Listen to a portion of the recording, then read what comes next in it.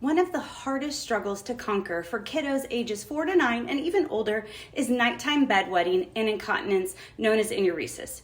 Parents, we know you've tried everything from waking them up, setting alarms, doing sleep studies, and it can be frustrating for your kiddos' self-esteem and growth. Plus, if you've seen your pediatrician or provider for bedwetting, the common answer is they will just grow out of it. While there can be multiple causes of bedwetting, the most often overlooked is the signaling from the brain to the body. In this video, we're going to discuss why the signaling gets altered, what that does to sleep, and how bedwetting can be associated with other health challenges with immune, digestion, and behavioral challenges.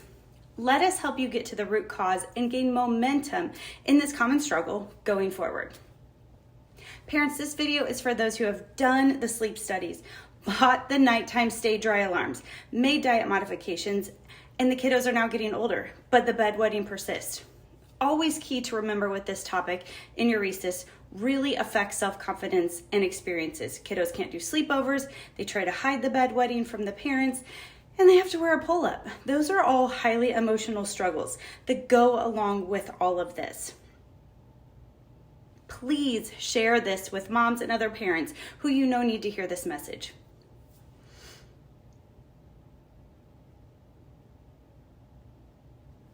The nervous system is the main hub, and it controls all the other symptoms in the body, which means it's responsible for controlling the function of the bladder. While this communication system may seem like a simple answer, it's often the big part of the equation. If the child is struggling with a stressed out nervous system not functioning properly, it's no surprise the brain will have difficulty signaling the child's bladder to hold urine while the child is sleeping or to get up and use the bathroom.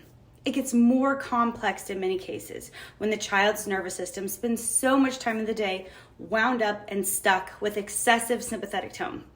Sympathetic tone is what happens when the child responds to stress. It's our fight or flight protection response.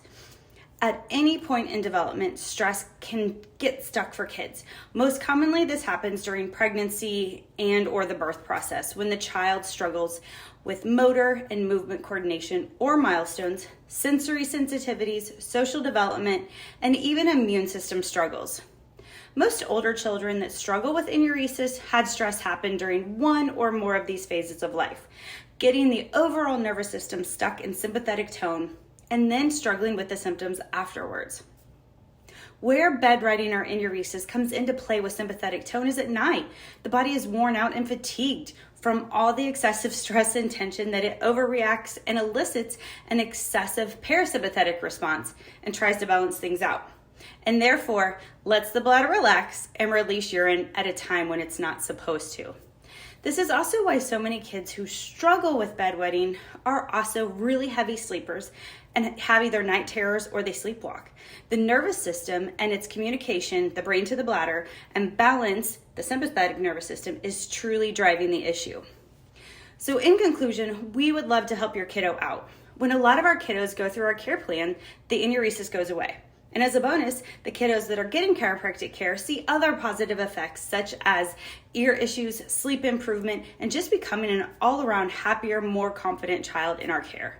Mom and Dad, you've been doing the right things, but without the nervous system and their brain-body communication working together, nothing is improving. We understand. The important thing to remember here is you're closer to a solution than you think, and the nervous system may be that missing link. So ask us any questions, leave a comment, send us a DM. Also share this with other parents or family members, Facebook groups, anybody that needs to hear this. I'm also going to link an article at the end of this so that you can read more about chiropractic care and bedwetting.